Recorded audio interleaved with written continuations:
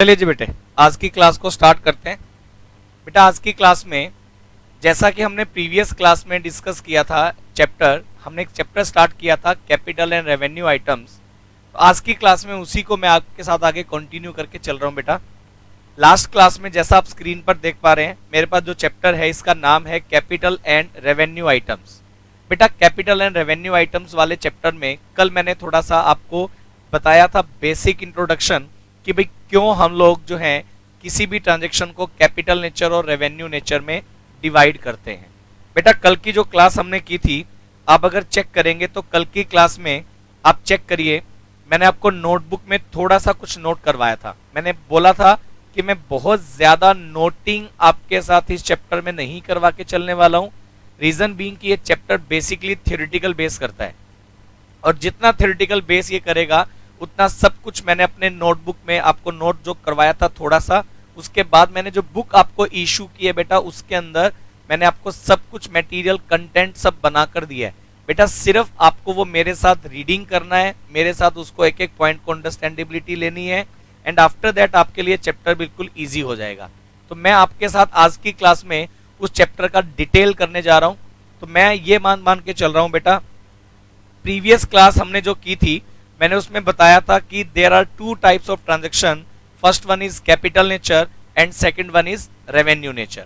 यानी कि बिजनेस में जो ट्रांजैक्शन हम डे टू डे करेंगे या तो उसका नेचर कैपिटल नेचर होगा या उसका नेचर रेवेन्यू नेचर होगा।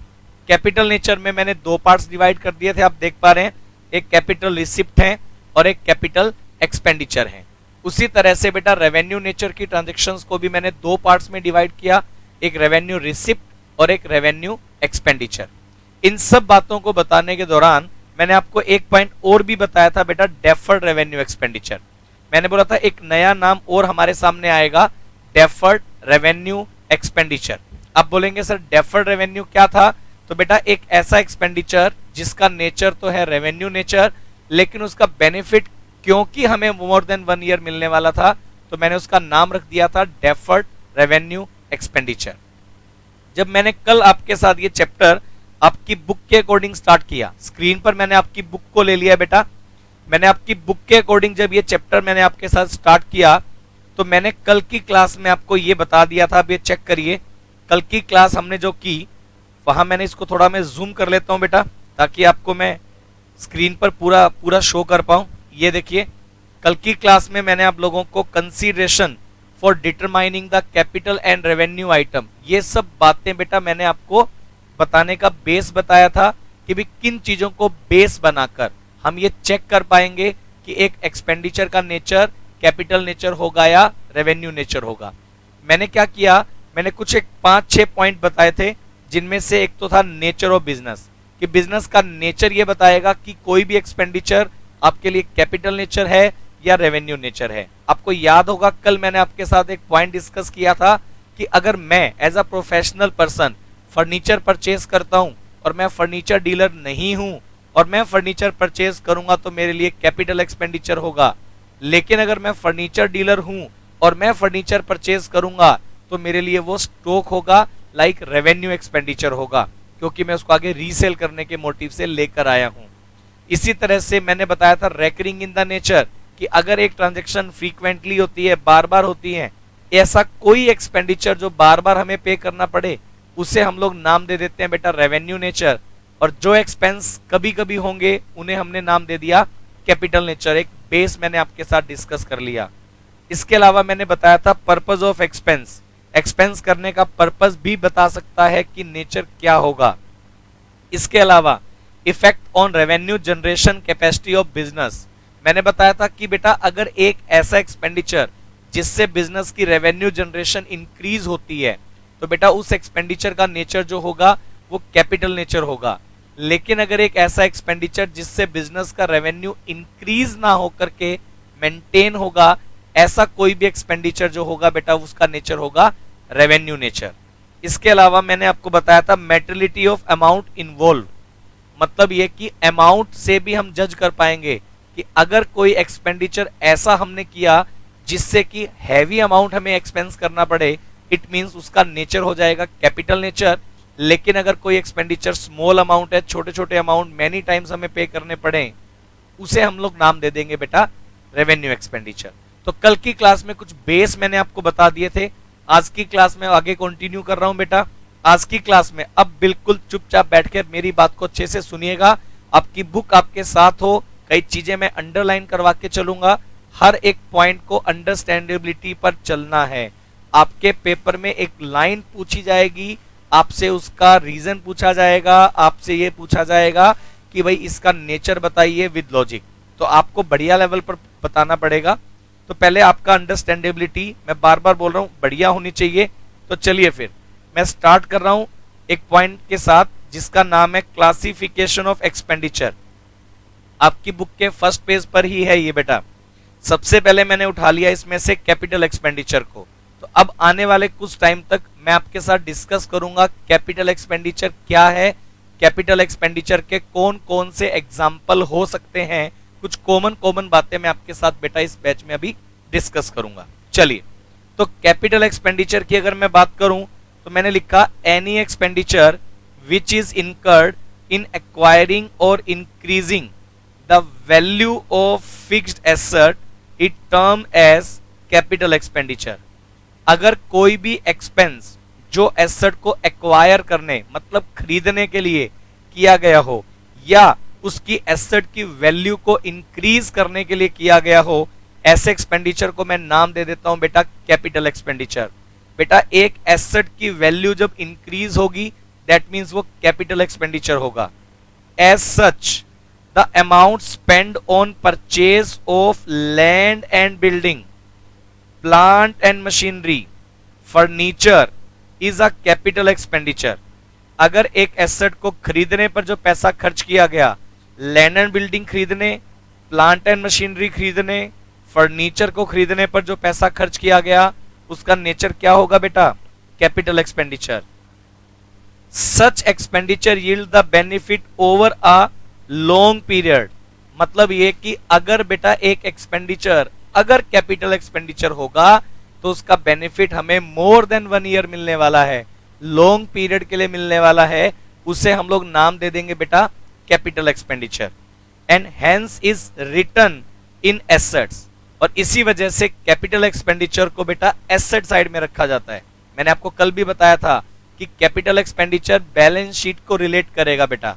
अगर कोई कैपिटल एक्सपेंडिचर किया तो वो मोर देन 1 ईयर बेनिफिट देने वाला है, इसीलिए मैं उसको बना लूंगा एसेट, और एसेट बनने की वजह से वो बेटा बैलेंस शीट के एसेट साइड में रखा जाएगा। तो कोई भी कैपिटल एक्सपेंडिचर होगा तो वो एसेट को जनरेट करेगा, रीजन बीइंग उसका बेनिफिट हमें मोर देन 1 ईयर मिलने वाला है। The following are the some examples of capital expenditure. अब मैं आपके साथ कुछ एग्जांपल डिस्कस करने वाला हूं जिन्हें कि हम लोग कैपिटल एक्सपेंडिचर का नाम देने वाले हैं। उन एक्सपेंडिचर में सबसे पहला नाम आता है मेरे पास, आप पढ़िए, expenditure which result in acquisition of fixed asset such as land, building, plant, motor vehicle, trademark. Such asset would be use in the business for number of year. अभी मैं बात बता रहा था, वही चीज रिपीट हो गई कि बेटा अगर कोई एक्सपेंडिचर एसेट को एक्वायर करने पर किया गया या एसेट की वैल्यू को इंक्रीज करने पर करेंगे तो बेटा वो एसेट का एक्सपेंडिचर कौन सा होगा? Capital expenditure. Number 2, expenditure in connection with purchase or erection of fixed asset such as wages paid to the worker for erecting the machine, cartridge paid for the acquiring of plant and machinery, overhauling expense on second hand machine। मतलब मैंने ये बोला कि बेटा asset खरीद कर लाए वो तो कैपिटल एक्सपेंडिचर है, लेकिन एसेट को लाने के बाद और बिफोर पुट टू यूज जो भी एक्सपेंडिचर करोगे वो भी कैपिटल नेचर होंगे। आपको अगर इसको और अच्छा लिखना है, आप नोटबुक में क्या करो, ऐसा लिख लो, एनी एक्सपेंडिचर, नोट करिए बेटा सभी लोग, any expenditure on asset before put to use before put to use, before put to use are treated as, are treated as capital expenditure. बेटा any expenditure on asset before put to use are treated as capital expenditure. अगर कोई भी खर्च जो हमने किया asset पर उसको यूज करने से पहले, any expenditure on asset before put to use are called capital expenditure.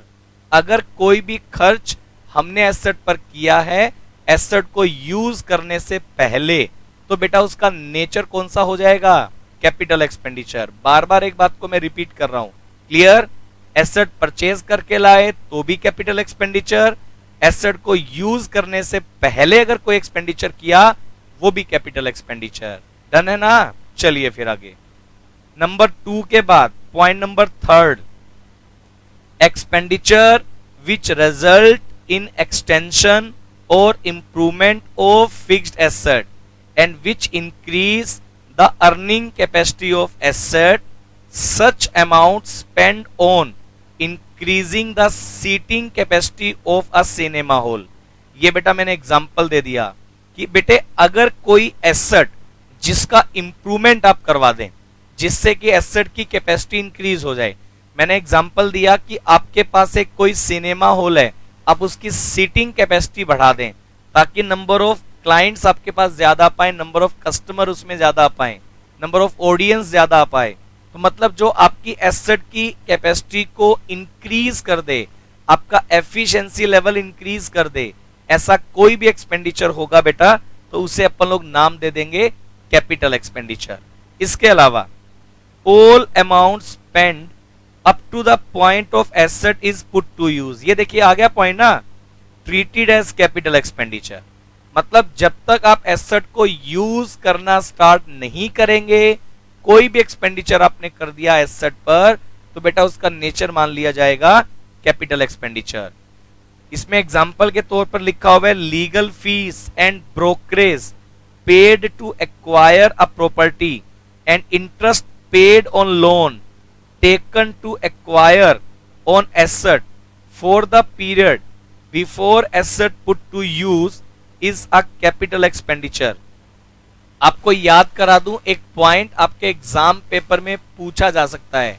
मैंने, सुनना ध्यान से, मैंने एक लोन लिया, लोन के अमाउंट से एसेट परचेज की, लोन पर लगना होगा इंटरेस्ट, इंटरेस्ट का नेचर क्या होगा, इंटरेस्ट जो मैं पे करूंगा उसका नेचर क्या होगा? तो इसका जवाब ऐसे लिखना है बेटा कि अगर इंटरेस्ट आपने पे किया लोन पर, कब तक? Before asset put to use. जब तक आप एसेट को यूज करना स्टार्ट नहीं कर देते तब तक अगर लोन पर हमें पे करना पड़ा इंटरेस्ट, तो बेटा उस इंटरेस्ट का नेचर हो जाएगा कैपिटल नेचर। लेकिन जैसे ही आप आफ्टर पुट टू यूज, मतलब एसेट को यूज करना स्टार्ट कर दें, उसके बाद भी लोन आउटस्टैंडिंग है, उसके बाद भी आपको इंटरेस्ट पे करना पड़ेगा, लेकिन वो इंटरेस्ट का नेचर बन जाएगा रेवेन्यू नेचर। ये वाला पॉइंट एग्जाम पेपर में आपसे पूछा जा सकता है, याद रखिएगा। अगर लोन का इंटरेस्ट, एसेट को खरीदने के लिए लोन लिया गया और लोन का इंटरेस्ट आप पे करोगे, तो इंटरेस्ट फॉर द पीरियड और बिफोर पुट टू यूज उसका नेचर होगा कैपिटल नेचर। लेकिन जैसे ही आप एसेट को यूज करना स्टार्ट कर देंगे, लोन अभी भी आउटस्टैंडिंग है, इंटरेस्ट अभी भी पे करना पड़ेगा, बट उस इंटरेस्ट का नेचर जो हो जाएगा बेटा वो कौन सा हो जाएगा? Revenue nature. ये वाली बात ध्यान रखिएगा। चलिए, और कोई भी एक्सपेंडिचर जो एसेट की कॉस्ट को इंक्रीज करेगा, add in the cost of such asset. मैंने लिखा हुआ है interest on loan for the period after the asset put to use treated as revenue expenditure. जब आप एसेट को यूज करना स्टार्ट कर देंगे ना, उसके बाद अगर लोन पर इंटरेस्ट देना पड़ा तो उस इंटरेस्ट का नेचर होगा रेवेन्यू नेचर। चलिए, इसके अलावा अगर हम लोग बात करें expenditure incurred for establishment of business like cost of patent and goodwill. बेटे अगर कोई बिजनेस आप जब स्टार्ट करते हैं ना, तो उस बिजनेस में कई बार ब्रांड वैल्यू की भी एक कंसेप्ट आएगा।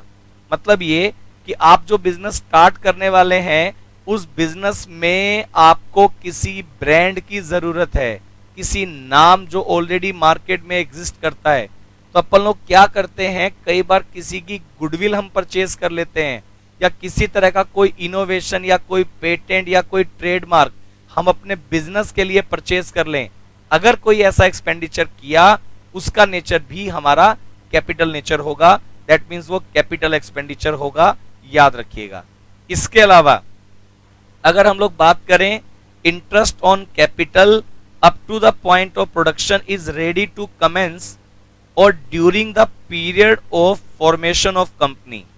मतलब अगर बेटे इंटरेस्ट ऑन कैपिटल की बात करें, फिर इंटरेस्ट फैक्टर आ गया। जब तक कंपनी स्टार्ट नहीं हो जाती, जब तक प्रोडक्शन स्टार्ट नहीं हो जाता, जब तक इंटरेस्ट पे करना पड़ेगा, वो सारा का सारा इंटरेस्ट कैपिटल नेचर। लेकिन प्रोडक्शन स्टार्ट होने के बाद, कंपनी स्टार्ट होने के बाद जो बिजनेस में इंटरेस्ट पे करना पड़ेगा, सब रेवेन्यू नेचर। और लास्ट पॉइंट इसमें मैंने लिखा हुआ है बेटा, expenditure incurred on purchase of second hand asset and put to use into the working condition. बेटे अगर कोई, कई बार ये जरूरी नहीं है कि हम लोग न्यूली परचेज एसेट कोई बिजनेस में सेटअप करें। कई बार ऐसा भी होता है बेटा कि हम सेकेंड हैंड मशीन को बिजनेस में लाएंगे। अगर हमने बिजनेस में कोई सेकेंड हैंड मशीनरी ऐड की है और सेकेंड हैंड मशीनरी को यूज में लाने के दौरान भी अगर कोई एक्सपेंडिचर करना पड़ा, दैट मीन्स ओवरहोलिंग एक्सपेंस उसे हम लोग नाम देंगे। वो सारे एक्सपेंडिचर भी हमारे लिए कैपिटल एक्सपेंडिचर होंगे।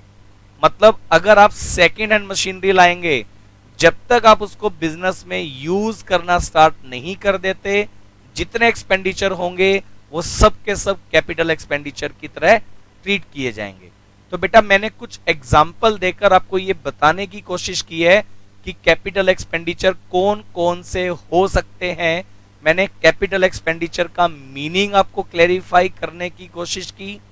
मैंने कुछ एग्जाम्पल देकर उसको जस्टिफाई करवा दिया कि भाई इन सारी सिचुएशन में किए गए एक्सपेंडिचर कैपिटल एक्सपेंडिचर की तरह ट्रीट होंगे। फिर भी मैं आपको एक प्रैक्टिकल बात बता दूं, मैंने अभी तक आपको कैपिटल एक्सपेंडिचर बता दिया। आप देखिए मेरी स्क्रीन पर कैपिटल एक्सपेंडिचर के बाद पॉइंट आता है रेवेन्यू एक्सपेंडिचर। मैं एक काम कर देता हूं, कैपिटल एक्सपेंडिचर हमने ट्रीट कर लिया, अब तो रेवेन्यू एक्सपेंडिचर की बात कर लेते हैं। मैं कैपिटल एक्सपेंडिचर, रेवेन्यू एक्सपेंडिचर दोनों पहले बताता हूं, दोनों का डिफरेंस बताता हूं, उससे आपको जस्टिफिकेशन और बढ़िया हो जाएगा कि भाई कैपिटल एक्सपेंडिचर कौन से वाला होगा, रेवेन्यू एक्सपेंडिचर कौन से वाला होगा। तो अभी तक आज की क्लास में मैंने आपको ये तो बता दिया कि भाई ये एक्सपेंडिचर कैपिटल एक्सपेंडिचर हैं। चलिए तो एक बार हम स्टार्ट करते हैं रेवेन्यू एक्सपेंडिचर के बारे में कि भाई रेवेन्यू एक्सपेंडिचर कौन कौन से होंगे।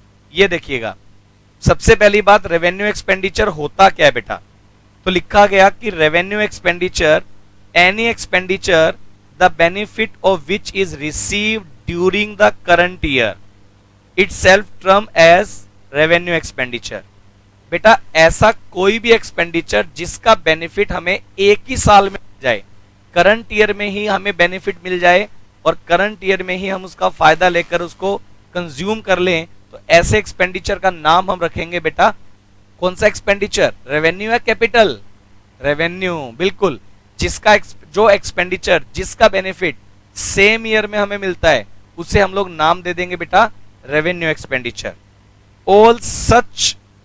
all revenue expenditure are debited to the trading and P&L account। ये सारे एक्सपेंडिचर ट्रेडिंग एंड P&L की डेबिट में आएंगे। Such expenditure does not result in increase in the earning capacity of business but only the help to maintaining existing earning capacity। Examples are, example हम बता देंगे, लेकिन मैं बता दूं जितने रेवेन्यू एक्सपेंडिचर होंगे, पहली बात ट्रेडिंग P&L में आएंगे, दूसरी बात अर्निंग कैपेसिटी इंक्रीज नहीं करने वाले हैं, ओनली मेंटेन करेंगे। हमारी डे टू डे की जो वर्किंग है उसको मेंटेन करने के लिए किए गए एक्सपेंडिचर कौन से एक्सपेंडिचर होंगे, रेवेन्यू एक्सपेंडिचर होंगे। सही बात है ना बेटा। चलिए तो एग्जाम्पल इसके डिस्कस कर लेते हैं एक बार, कौन कौन से इसके एग्जाम्पल होंगे जिसे हम लोग नाम दे देंगे रेवेन्यू एक्सपेंडिचर का। तो आप ये देखिएगा, point number 1, expenses incurred for the purpose of day to day running of business such as manufacturing expense, office expense, selling expense.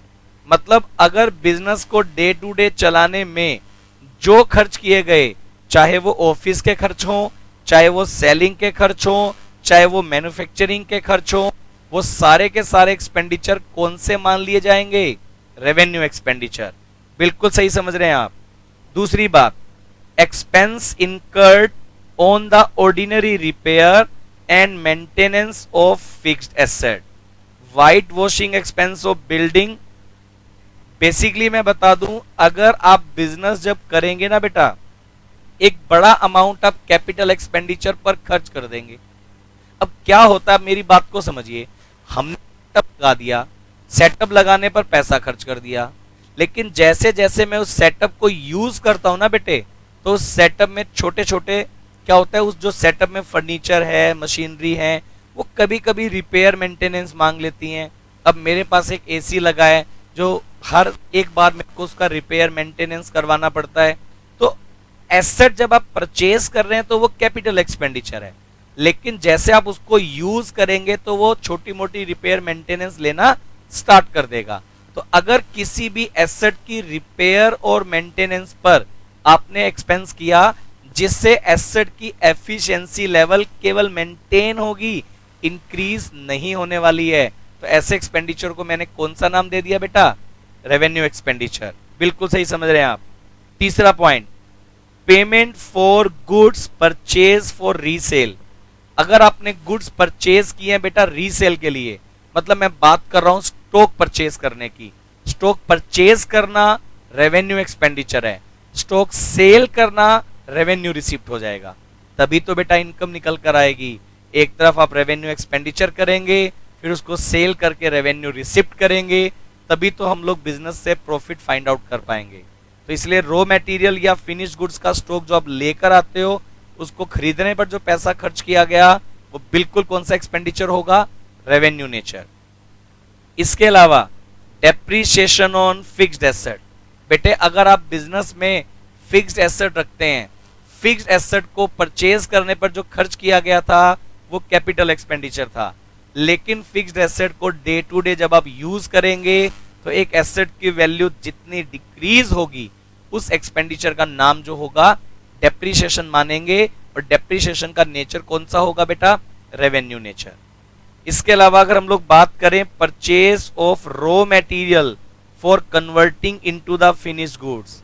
बेटे अगर आप एक मैन्युफैक्चरिंग कंसर्न है, आप रॉ मटेरियल लाते हैं, उसको फिनिश्ड गुड्स में कन्वर्ट करते हैं, फिर उसको सेल करते हैं, तो ऐसे प्रोसेस के दौरान किए गए एक्सपेंडिचर कौन से एक्सपेंडिचर होंगे? रेवेन्यू एक्सपेंडिचर होंगे।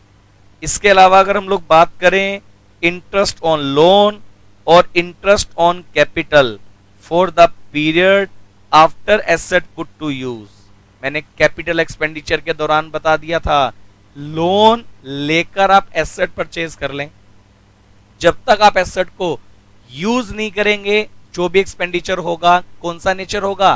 Capital nature. इंटरेस्ट होगा कैपिटल नेचर। लेकिन आपने एसेट को यूज करना स्टार्ट कर दिया और उस एसेट को परचेज करने के लिए आपने लिया था बेटा लोन, जो आज भी आउटस्टैंडिंग है, उस पर इंटरेस्ट आज भी पे करना पड़ रहा है। लेकिन आज after put to use of asset अगर आप इंटरेस्ट पे करेंगे तो उस इंटरेस्ट का नेचर कौन सा हो जाएगा? Revenue nature. इसके अलावा रिप्लेसमेंट ऑफ वोन art part of the existing machine. बेटे मशीनरी आप जब यूज करते हैं, यूज करते करते कई बार मशीनरी के कुछ पार्ट खराब हो गए, कुछ पार्ट जल गया, अब हमें उसको चेंज करवाना पड़ेगा। ऐसा होता है ना कि आप कोई एसेट को यूज करते हैं, तो एसेट के अंदर एक मशीनरी के अंदर कितनी सारी चीजें असेंबल होती हैं बेटा। कई बार क्या होता है, मशीनरी को जब आप डे टू डे यूज करेंगे तो उसका एक पार्ट खराब हो गया, तो हम उस पार्ट को रिप्लेस करवा देते हैं। मतलब पुराना जो खराब वाला पार्ट है वो निकाल दिया, उसकी जगह नया वाला पार्ट हमने लगा दिया। उससे एसेट की एफिशिएंसी लेवल इंक्रीज नहीं होगा, बट वो लॉस जो होगा उसको हम लोग क्या मानेंगे, रेवेन्यू लॉस। उसका नेचर रेवेन्यू नेचर होगा, ना कि कैपिटल नेचर। और लास्ट में लिखा हुआ है loss on sale of fixed asset. अगर आप फिक्स्ड एसेट को सेल करेंगे, रूटीन में एसेट बेचने पर जो लॉस होगा बेटा उसको रेवेन्यू लॉस मान करके P&L से हम लोग राइट ऑफ कर देते हैं, आपको याद होगा। इसलिए हम लोग उसका नेचर भी मान लेंगे रेवेन्यू नेचर। तो बेटा आम तौर पर मैंने आपको ये बताए कि कौन कौन से एक्सपेंडिचर या लॉस कैपिटल नेचर होंगे, कौन कौन से रेवेन्यू नेचर होंगे। सीधी बात क्या है बेटा, अगर एक एक्सपेंडिचर जिसका बेनिफिट मोर देन 1 ईयर यानी कि लॉन्ग पीरियड के लिए मिलना है, उसे हम लोग नाम दे देते हैं कैपिटल एक्सपेंडिचर। अगर एक एक्सपेंडिचर जिसका benefit short period with in 1 year मिलने वाला है, तो उसे हम लोग नाम दे देंगे बेटा रेवेन्यू एक्सपेंडिचर। तो बेटा मैंने आपको कैपिटल एक्सपेंडिचर बता दिया, मैंने आपको रेवेन्यू एक्सपेंडिचर बता दिया, लेकिन दोनों को अलग अलग बताने से दोनों के बारे में जस्टिफिकेशन तो हमारे पास आ गई, लेकिन बावजूद उसके एक छोटा सा मैंने यहां डिफरेंस भी बता दिया है कि भाई difference between the capital expenditure and revenue expenditure, उससे थोड़ा और कॉन्फिडेंस लेवल हमारा इंक्रीज हो जाता है एक्सपेंडिचर को लेकर। तो ये देखिएगा, कैपिटल एक्सपेंडिचर और रेवेन्यू एक्सपेंडिचर में दोनों के डिफरेंस की बात कर रहा हूं बेटे। ये देखिए, capital expenditure is incurred for acquisition or erection of fixed asset, whereas revenue expenditure is incurred for day to day running of business. Asset को खरीदने पर किया गया खर्च कैपिटल एक्सपेंडिचर होगा, लेकिन बिजनेस को डे टू डे चलाने पर किया गया खर्च रेवेन्यू नेचर होगा। दूसरी बात, capital expenditure is incurred for the purpose of increasing the earning capacity of business, whereas revenue expenditure is incurred for the maintenance of earning capacity, for keeping the asset in efficient working order. मतलब asset को खरीदने या उसकी earning capacity को increase करने के लिए किए गए खर्च कैपिटल एक्सपेंडिचर होंगे। इंक्रीज करेंगे एफिशिएंसी को तो कैपिटल एक्सपेंडिचर होंगे, मेंटेन करेंगे एफिशिएंसी को तो रेवेन्यू एक्सपेंडिचर होंगे। मैंने बोला इंक्रीज करेंगे कैपिटल एक्सपेंडिचर, मेंटेन करेंगे रेवेन्यू एक्सपेंडिचर। सही बात है ना। चलिए, capital expenditure yield the benefit normally over a long period. क्या बोला मैंने कि कैपिटल एक्सपेंडिचर होगा तो उसका बेनिफिट हमें लॉन्ग पीरियड के लिए मिलने वाला है बेटा, लेकिन revenue expenditure yield benefit maximum for a period of 1 year. जो रेवेन्यू एक्सपेंडिचर होगा उसका बेनिफिट बेटा हमें ओनली सिंगल ईयर के लिए मिलने वाला है। कैपिटल एक्सपेंडिचर का benefit more than 1 year, revenue expenditure का benefit within a year हमें मिलने वाला है। यस या नो। चलिए, capital expenditure is written in the balance sheet asset side, whereas revenue expenditure treated written in trading and P&L account. बेटा capital expenditure asset generate कर देगा क्योंकि उसका बेनिफिट मोर देन 1 ईयर है, लेकिन जो रेवेन्यू एक्सपेंडिचर होगा बेटा वो एसेट जनरेट नहीं करता है क्योंकि उसका बेनिफिट सेम ईयर में ही कंज्यूम होगा। तो इसलिए कैपिटल एक्सपेंडिचर बैलेंस शीट को रिलेट करेगा, रेवेन्यू एक्सपेंडिचर आपके ट्रेडिंग या P&L अकाउंट को इफेक्ट करने वाला है। यस या नो। तो बेटा मैं कुछ बेसिक बातें बता दी आपको जिससे आप ये जस्टिफाई कर पा रहे हैं कि भी कौन सा एक्सपेंडिचर कैपिटल नेचर होगा, कौन सा एक्सपेंडिचर रेवेन्यू नेचर होगा। बेटा मैं आपको मेरे एंड पर मैं कोशिश करूंगा हर एक बात बार बार रिपीट करने की।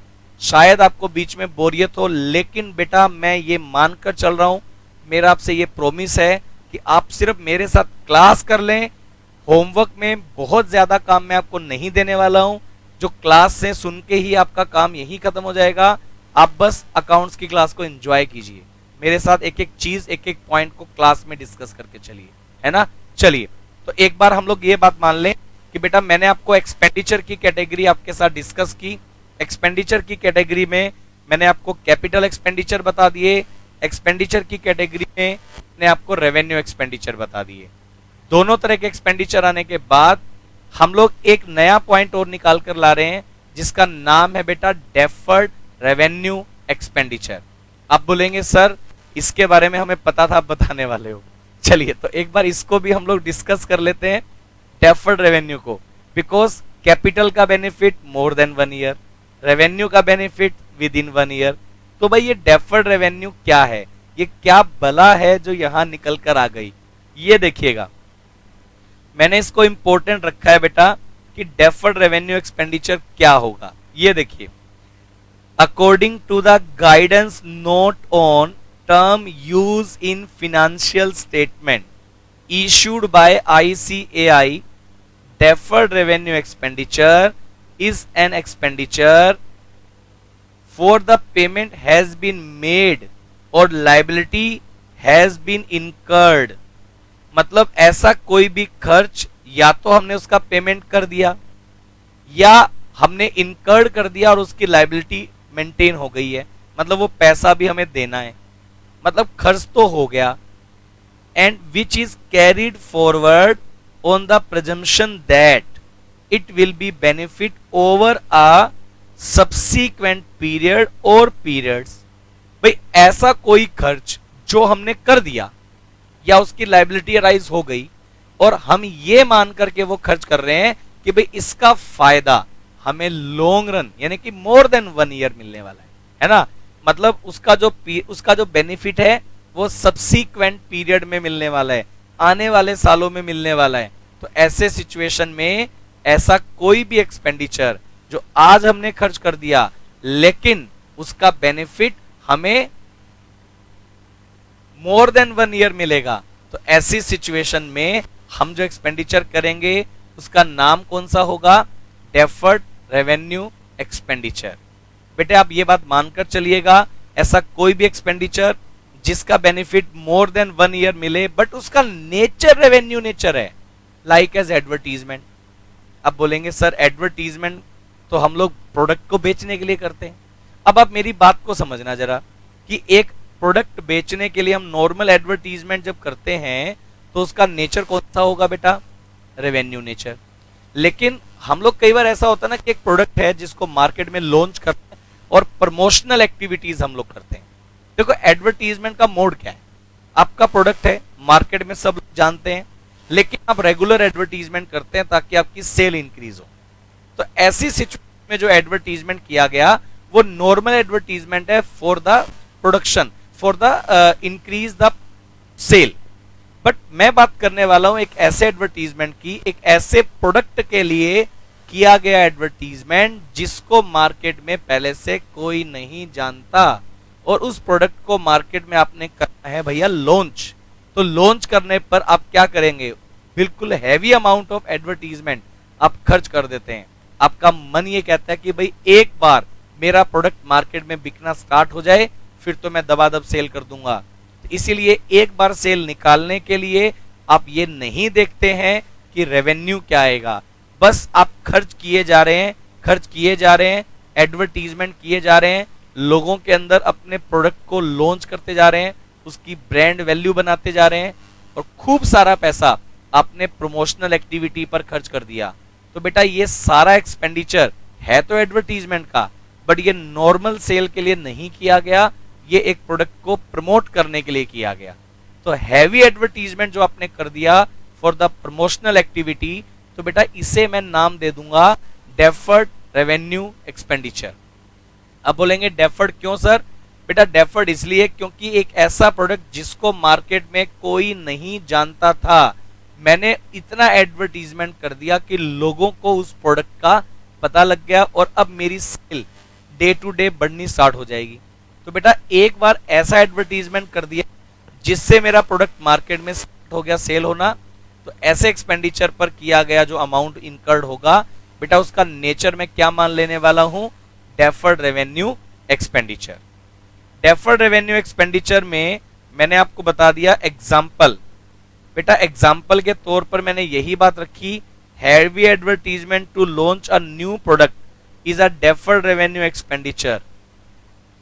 The benefit from is available over a 3 to 5 year. ये वाली बात याद रखनी है कि बेटा आम तौर पर डेफर्ड रेवेन्यू एक्सपेंडिचर का जो बेनिफिट है वो हमें 3 से 5 साल तक का फायदा देगा, ऐसा हम अज्यूम करते हैं।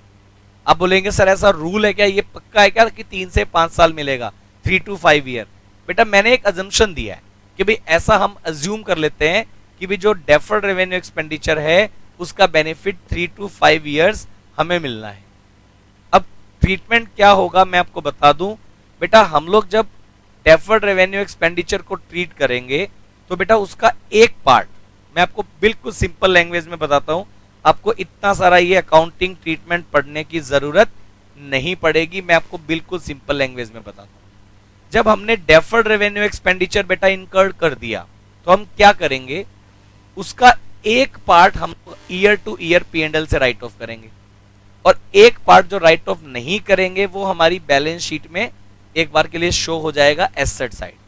तो याद रखिएगा डेफर्ड रेवेन्यू एक्सपेंडिचर जो होगा उसका एक पार्ट P&L से राइट ऑफ होगा और डेफर्ड रेवेन्यू का एक पार्ट जो राइट ऑफ नहीं होगा उसे मैं नाम दे देता हूं बेटा अनअमोर्टाइज्ड पार्ट, अनअमोर्टाइजेशन।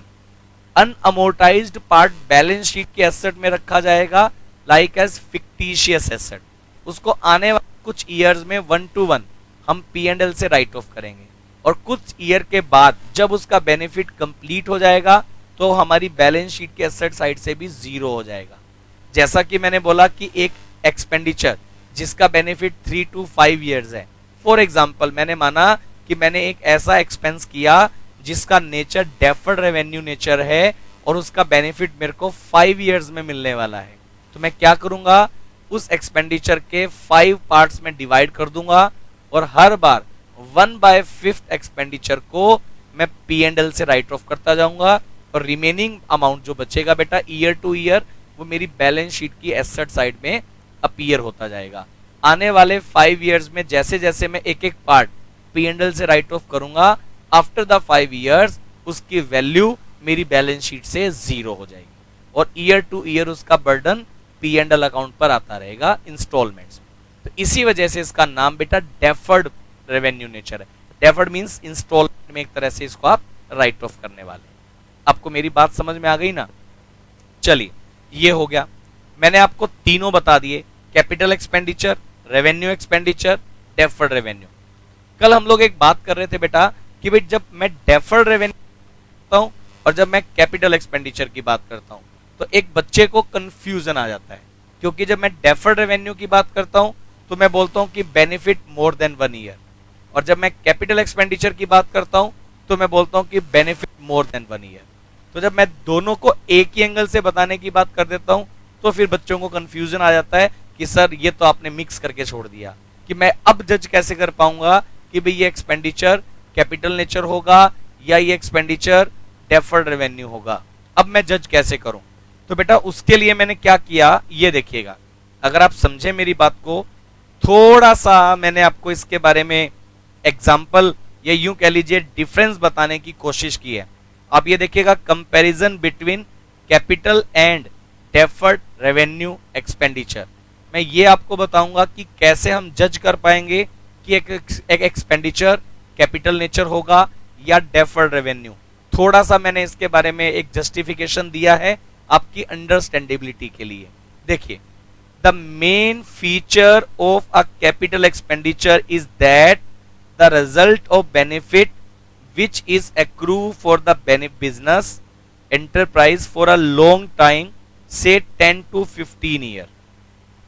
हम ये मानकर चलते हैं कि भाई एक कैपिटल एक्सपेंडिचर अगर आपने किया तो उसका बेनिफिट आपको कम से कम 10 से 15 साल 10 to 15 years आपको कम से कम उसका बेनिफिट होता है। लेकिन अगर मैं बात करूं deferred revenue expenditure also result benefit which is accrued in the future period but generally 3 to 5 year। मतलब क्या, तो डेफर्ड रेवेन्यू होगा उसका फायदा उसका बेनिफिट हमें आम तौर पर 3 से 5 साल के लिए मिलेगा, 3 to 5 years।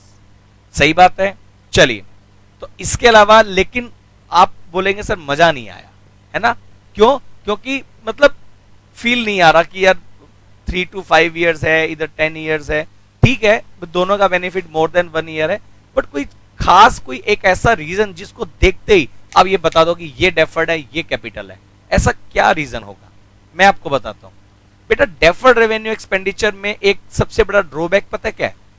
कैपिटल एक्सपेंडिचर का जो ड्रॉबैक नहीं है बट डेफर्ड रेवेन्यू का है, वो ये कि अगर आपने डेफर्ड रेवेन्यू एक्सपेंडिचर एक बार कर दिया तो बॉस उससे आप वापस से रिकवरी लाना आपके लिए बड़ा मुश्किल काम हो जाता है। ना के बराबर है नॉट पॉसिबल। मतलब क्या? आपने हैवी एडवर्टीजमेंट कर दिया, आपने खूब सारा एडवर्टीजमेंट कर दिया, प्रोडक्ट लॉन्च कर दिया, लेकिन आपका प्रोडक्ट नहीं बिका, तो जो पैसा आपने हैवी एडवर्टीजमेंट पर कर दिया सब खत्म हो गया। उसको रिकवरी करके लाना, उसको वापसी लाना आपके लिए पॉसिबल नहीं होता है। क्यों? सही बात नहीं है क्या? लेकिन आप जरा सोचिए, आपने बिजनेस को स्टार्ट करने में कैपिटल एक्सपेंडिचर किया, फर्नीचर परचेज किया, प्लांट एंड मशीनरी परचेज की, एंड आपका बिजनेस नहीं चल पा रहा है, तो आप क्या कर सकते हैं? थोड़े लॉस पर, बट उस कैपिटल एक्सपेंडिचर जो आपने किया था उसकी रिकवरी आप कर पाएंगे कैश में। जो प्लांट एंड मशीनरी आपने खरीदी थी, जो फर्नीचर आपने खरीदा था, थोड़े लॉस में चला जाएगा, बट कुछ ना कुछ रिकवरी आपकी उससे निकल कर आ सकती है। ये मेन फोकस है डेफर्ड रेवेन्यू में और कैपिटल एक्सपेंडिचर में। कैपिटल एक्सपेंडिचर में अगर हमारा बिजनेस रन नहीं कर पा रहे हैं तो कैपिटल एक्सपेंडिचर जो किया था शायद हम उससे वापसी रिकवरी कर पाए, बट डेफर्ड रेवेन्यू पर जो खर्च हमने कर दिया था उसको रिकवर कर पाना ना के बराबर है, पॉसिबल नहीं है। ये सबसे बड़ा रीजन है और ये सबसे सॉलिड रीजन आप मानकर चल सकते हैं आपके अंडरस्टैंडिंग लेवल की। सही बात है या नहीं है? बताइए। मैंने इसको लिखा भी, आप देखिए जरा, मैंने लिखा हुआ है capital expenditure or the resulting of asset is usually capable being reconverted into the cash at may be a loss. Capital expenditure आपने किया, उसको रिकन्वर्ट कर सकते हैं कैश में, चाहे थोड़े लॉस पर ही क्यों ना हो, but this is not possible in the case of deferred revenue expenditure. Deferred revenue के केस में ये पॉसिबल नहीं होता कि हम वो कैश में कन्वर्ट कर पाए। Eight times heavy loss or such loss due to the earthquake is treated as deferred revenue expenditure in the sense they are written off over a period of 3 to 5 year। जो भी heavy loss हो गए उनको भी हमने क्या nature मान लिया? Deferred revenue expenditure. Such loss can not be treated as capital expenditure. इनको हम कैपिटल एक्सपेंडिचर ट्रीट नहीं कर सकते हैं। मतलब छोटा मोटा लॉस है तो आपने रेवेन्यू लॉस मान लिया, हैवी लॉस है हम उसको धीरे धीरे करके राइट ऑफ करेंगे तो उसका नेचर जो होगा डेफर्ड रेवेन्यू।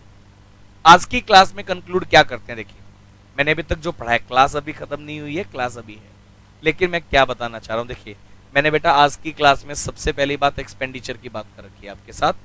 एक्सपेंडिचर में मैंने आपको कैपिटल नेचर बता दिया, रेवेन्यू नेचर बता दिया, डेफर्ड रेवेन्यू बता दिया, तीनों की फीचर बता दी, नेचर बता दिया, एग्जाम्पल बता दिए, और कैसे आपको उनको जज करना है एक पॉइंट पढ़ के, वो मैंने आपको थोड़ा सा बताने की कोशिश की है। आज क्लास का रिजल्ट तब निकल कर आएगा जब मैं आपको जो आज होमवर्क देने वाला हूं वो आप कंप्लीट करेंगे। होमवर्क कोई ज्यादा नहीं है, थोड़ा सा होमवर्क है आपको। मैंने देखिए क्लासिफिकेशन करके दिया है एक पॉइंट का। लाइक अगर मैं बात करूं पॉइंट नंबर 1, मैंने एक लाइन आपको दी, एक एक्सपेंडिचर का नाम मैंने बताया, आपको ये बताना है कि इसका नेचर कौन सा है, आपको ये बताना है कि इसका नेचर ऐसा क्यों है। वैसे तो मैंने बुक में इसका सॉल्यूशन भी बना कर दिया है, लेकिन बावजूद उसके आपकी अंडरस्टैंडिंग होनी चाहिए और आपने 1 to 1 पॉइंट पढ़ लेने हैं और एक एक पॉइंट पढ़ के आप देखिए कौन सा एक्सपेंडिचर कैपिटल नेचर है, कौन सा एक्सपेंडिचर रेवेन्यू है, या कौन सा एक्सपेंडिचर डेफर्ड रेवेन्यू है। जब आप 1 to 1 ये पॉइंट पढ़ेंगे ना बेटा, आप देखेंगे मेरी बुक में आपको मैंने ये पॉइंट्स बनाकर दिए हैं और अप्रोक्सीमेट आप 2 या 3 पेज आप लेकर चलेंगे इसके अंदर अगर, तो आई थिंक 44 पॉइंट्स मैंने इसके अंदर बनाकर दिए हैं। 44 पॉइंट्स मैंने बनाकर दिए हैं। आज आपका काम सिर्फ इतना है कि आप 44 पॉइंट्स को पढ़िए, उसमें बताए गए पॉइंट्स को पढ़िए और ये देखिए कौन सा एक्सपेंडिचर क्या है। आपका काम आज आपका सिर्फ यही रहेगा। इसके बाद हम लोग ये देखिए क्वेश्चंस मैंने नीचे बनाकर दिए हुए हैं, वो सारे के सारे क्वेश्चन 1 to 1 में फिर आपके साथ नेक्स्ट क्लास में डिस्कस करूंगा। तो आज आपका काम है इन पॉइंट्स को रीडिंग करने का। नेक्स्ट क्लास में हम क्वेश्चंस पर आ जाएंगे। पहले हम लोग बात करेंगे एक्सपेंडिचर के सारे पॉइंट्स की। जब एक्सपेंडिचर कंप्लीट हो गया उसके बाद हम लोग डिस्कस करेंगे रिसिप्ट की, फिर उसके क्वेश्चंस करेंगे और उन सबको मिक्स करके स्टैंडर्ड क्वेश्चंस करवा के हम आपका चैप्टर वाइंड अप करेंगे। तो अभी कुछ क्लासेस हम लोग लगा लेंगे। मैं बेटा जब चैप्टर को रिकॉर्ड कर रहा हूँ ना, तो मैं ये मान चल रहा हूँ कि कोई बात छूट ना जाए, इसलिए हर एक बात जो शायद मैं फेस टू फेस क्लास में भी शायद नहीं बढ़ा रहा हूँ वो मैं आपको यहाँ रिकॉर्डिंग में बता दूंगा, ताकि आपको एक एक चीज क्लैरिफाई हो पाए। तो आज की क्लास में बेटा इतना पढ़ते हैं, बाकी हम लोग नेक्स्ट क्लास में फिर फर्दर डिस्कस करेंगे, इसी चैप्टर को आगे कंटिन्यू करेंगे। तो याद रखिएगा, होमवर्क जरूर करके आइएगा। बाकी हम लोग कल की क्लास में फिर फर्दर डिस्कस करते हैं। कल फिर मिलेंगे बेटा। Thank you so much. Okay.